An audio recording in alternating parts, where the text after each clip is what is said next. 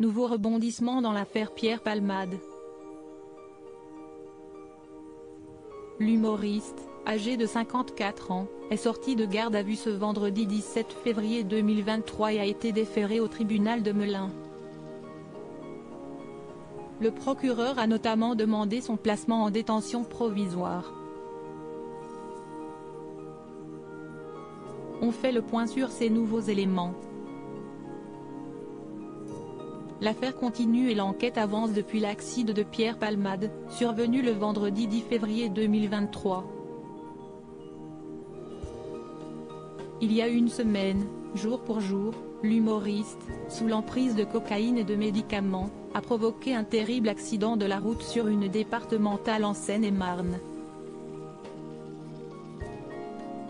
Pierre Palmade a quitté sa voie avant de percuter un autre véhicule qui arrivait sur la voie d'Enneface, avec 3 passagers à son bord, un homme de 38 ans et son fils de 6 ans, mais aussi sa belle-sœur, âgée de 27 ans et enceinte de 6 mois et demi. Seulement, cette dernière, installée sur le siège passager, a perdu son enfant, une petite fille qui devait naître le 14 mai prochain.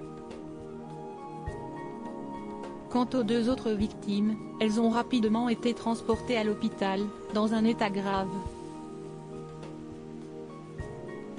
Mais ce jeudi 16 février 2023, le petit garçon, qui était dans le coma depuis plusieurs jours, s'est réveillé.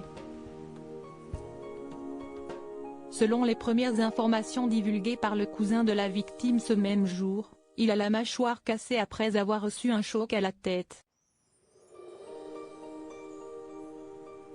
En revanche, 2 autres individus se trouvaient dans le véhicule de Pierre Palmade, mais ont pris la fuite après l'accident. Ils ont été interpellés le mercredi 15 février 2023, pour non-assistance à personne en danger. Pierre Palmade déféré au tribunal. Pierre Palmade, dont les jours n'étaient plus en danger dès le lendemain de l'accident, a été placé en garde à vue, comme ses 2 passagers, le mercredi 15 février. Après un interrogatoire dans lequel il a avoué ne se souvenir d'aucun moment de l'accident, l'humoriste est finalement sorti de garde à vue, ce vendredi 17 février 2023, selon nos confrères de RTL, il va désormais devoir s'expliquer devant les magistrats qui vont décider des suites judiciaires, précise-t-il.